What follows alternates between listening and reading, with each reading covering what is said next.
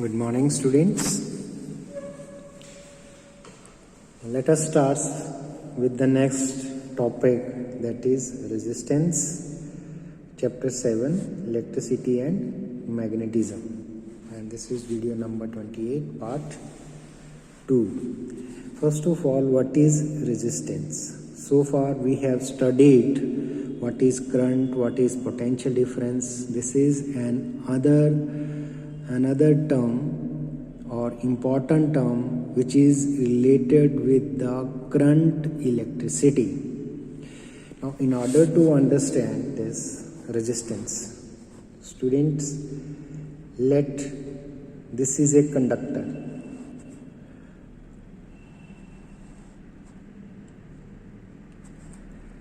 And this is connected with the cell or battery. This is the key. This is the key. This dot means the current is flowing through the circuit. The longer one line is positive terminal, the smaller one is the negative terminal of the battery. Now the current flows from positive terminal of the battery to the negative terminal of the battery. Means the current flow from positive to negative. Current is flowing in this direction. This is a current. And the electrons, they flow in the opposite direction of the current. This is a flow of electrons. Current flow in this direction and electron flow in the opposite direction of the current. So the flow of electron offered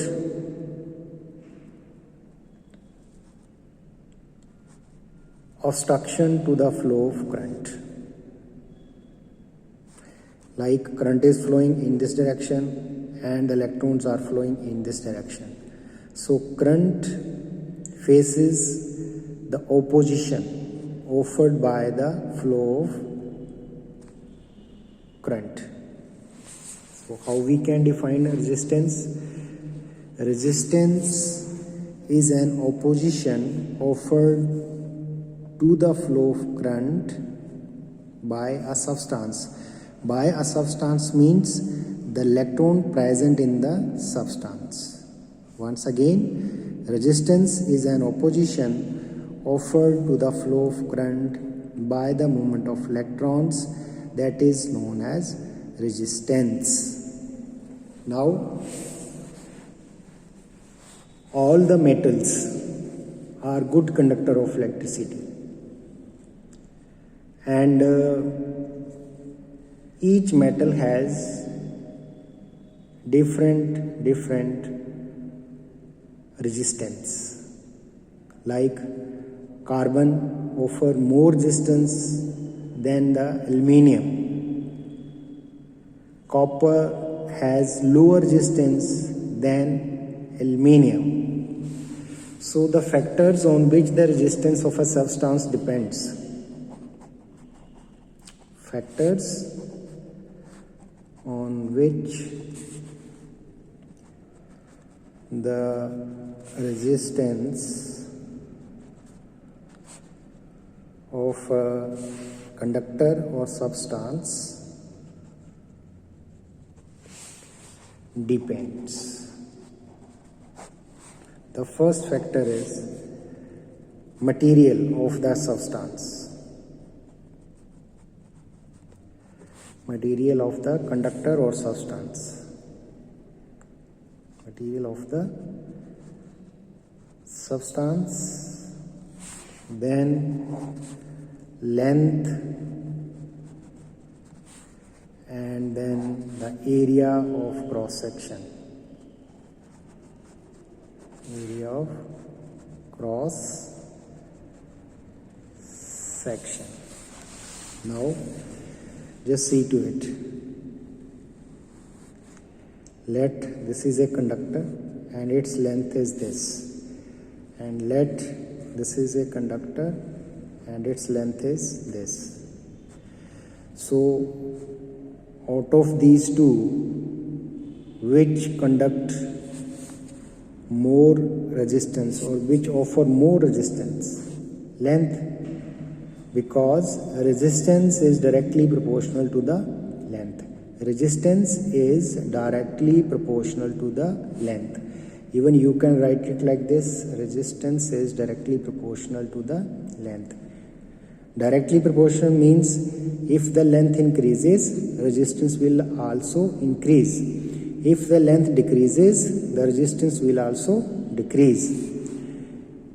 And resistance is inversely proportional to the area of cross section. It means if the area of cross section is more, resistance is less. And if the area of cross section is less, resistance will be more. So out of these two, which conductor or which substance has more resistance? A, because its length is more. B's length is less, so its resistance will also be less. And let this is a body of cross section, this, and there is another body whose cross section is this. Now which body, A or B, has more resistance? Less the area, more is the resistance. It means B has more resistance because its area is less. Clear? Okay, now move to the next. To compare the resistance offered by different materials. Here we are going to perform one activity. For this, a battery holder requires torch, bulb, nail, pencil, dry cell, piece of wire, sharpener and clips requires. Sharp both ends of the pencil with a sharpener. Clear? Then connect the ends of the pencil to a bulb. Clear? Dono ends. One end just connect with the switch. Another end connect with the bulb, and this is your battery. The bulb will glow weakly. This bulb will glow weakly.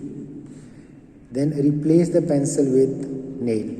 Now just take out this pencil and then connect the nail with this, with the circuit. Now in this time the bulb will glow more brighter. So this activity shows that iron has a lower resistance than graphite of a pencil. Iron has a lower resistance than graphite of a pencil. Then next is important, symbolic representation of electrical components. This you have to learn. Now this is the symbol for electric bulb. This is a symbol for electric cell. This is a symbol for the battery. This is the symbol for switch. It is open and this is a closed switch. Then this is a symbol for key. It is open and this is closed. Then this is symbol for resistors, and then this is a symbol for wire. This is a connecting wire symbol. This is joining wire. This is the crossing wires, and this is the current carrying wires.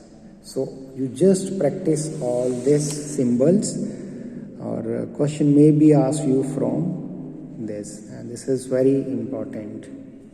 Clear? Now this topic is not there in the syllabus. Simple electric circuit. Series circuit is not there. Parallel circuit is not there. Now the topic is battery. Now what is battery? Battery is a group of cells. When a group of cells, like this is a cell, this is a symbol for cell. When the group of cells connected together like this, or even you can like, so this is known as battery. So the combination of cells, that is known as battery. The combination of cells known as battery. Now we know that single cell cannot supply large current and also cannot give high voltage. Suppose remote of your TV works on 3 volt, then we cannot make it work with a single dry cell which has maximum terminal voltage of 1.5 voltage. Means single cell has a terminal voltage 1.5. So that is why we use 2 cells, 1.5 each in series to get 3 volt. When the 2 cells are combined, the voltage increases, it becomes 3 volt. It is just like this. This is your remote. Positive, negative, negative, positive. And when combined, the total voltage becomes 3 volt. Similarly, for a 3-cell torch, we use 3 dry cells of 1.5 volt in series. Just see to it in battery. So the voltage increases, it becomes 4.5 volt. Will give more brightness as compared to single cell torch. This is closed circuit. The current is flowing. Current always flows from positive to negative. The direction of the current is always from positive terminal to the negative terminal. Now, in this case, positive terminal of the one cell is connected to negative of the second cell. Positive terminal of the second cell is connected to the negative terminal of the third cells. In other words, the cells are connected in series in this case. Means it is just like this. Positive, negative.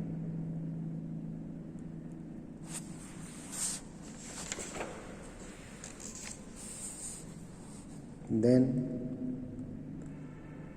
positive, negative, again positive and negative.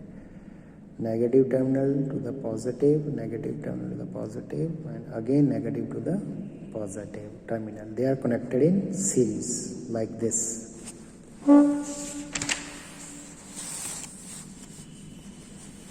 So in other words, the cells are connected in series. This is contacts, and this is 3.7 volt battery. Battery of mobile gives a different look. It has cells enclosed in a flat thin box. Figure shows a 3.7 battery. This is a mobile battery. You have a 12 battery in your 12 volt battery in your car, luminous. So primarily electric energy builds up chemical energy of the battery. First of all, when the battery or cells are used, their chemical energy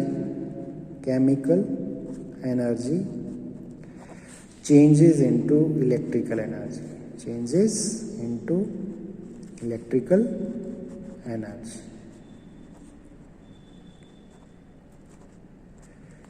Means in cells or battery the chemical energy changes into electrical energy. And when charged, like the battery gets charged or your mobile battery, when you charge your mobile, at that time electrical energy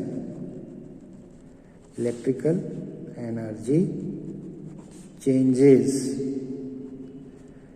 into chemical energy. This is during charging. Okay. When the cell is induced, chemical energy changes into electrical energy, and when the cells or battery is being charged, at that time electrical energy changes into chemical energy. So primarily electric energy builds up chemical energy of battery. This process is called charging of a battery.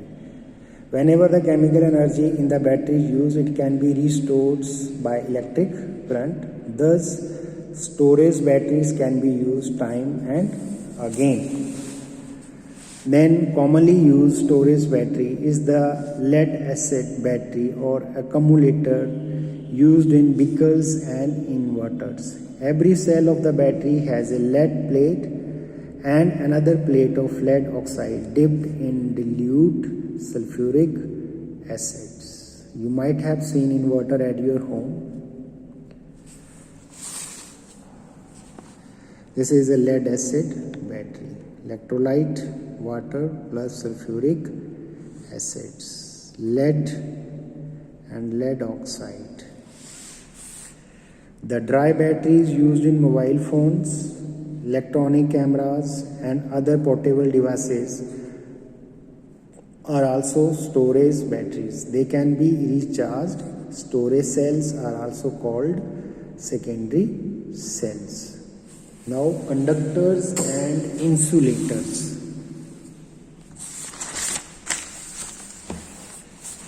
Conductors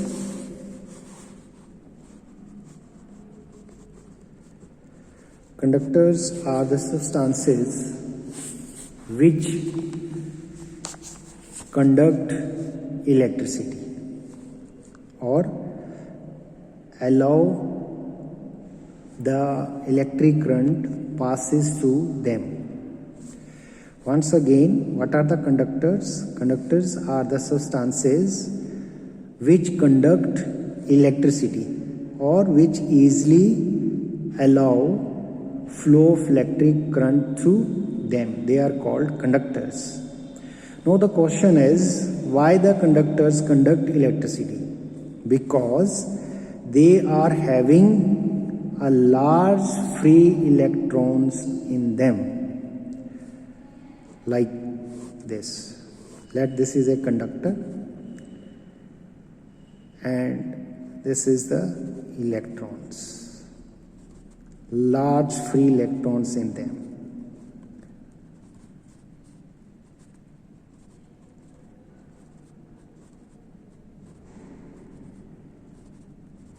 Now these electrons freely moving here and there, and this large number of free electrons are responsible for conducting the electric current. Like all the metals are good conductor of electricity, like silver, copper, aluminium, iron, mercury, even earth, bodies of human beings and animals and more. However, silver is the best conductor. Silver is the best conductor. Now the insulator.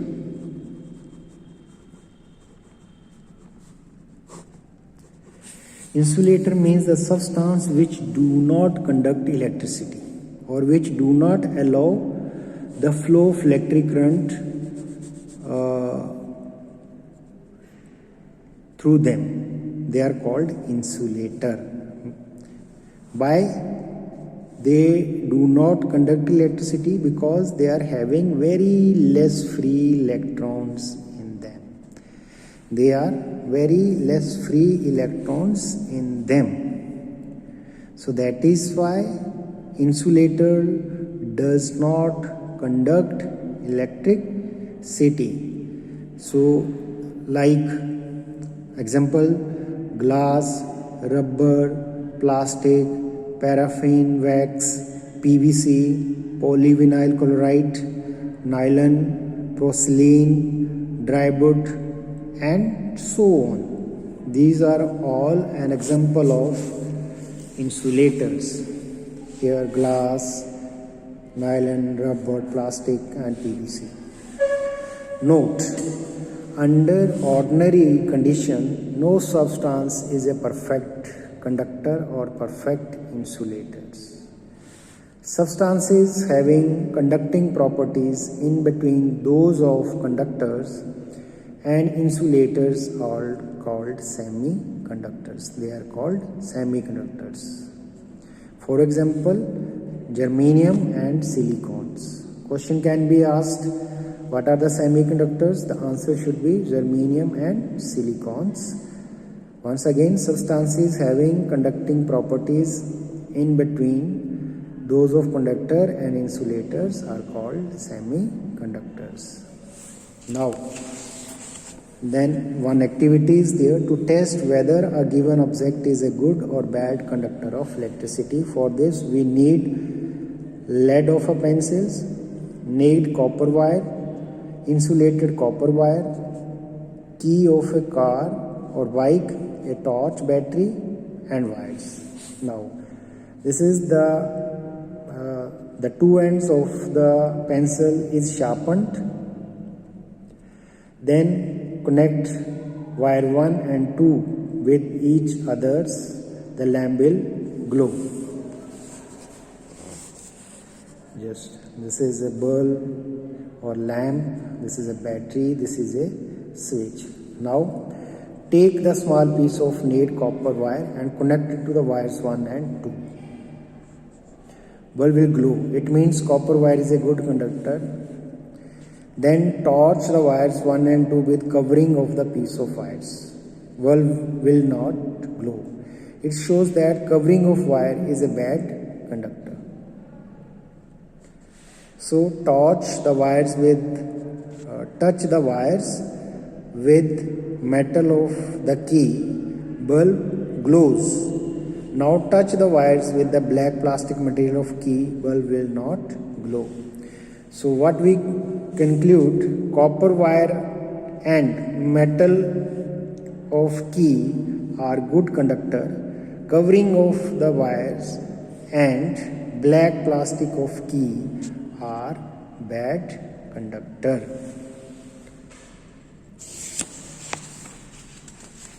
So with this chapter is finished. In the next video, I will post the question answer. So that's all for today. Thank you very much.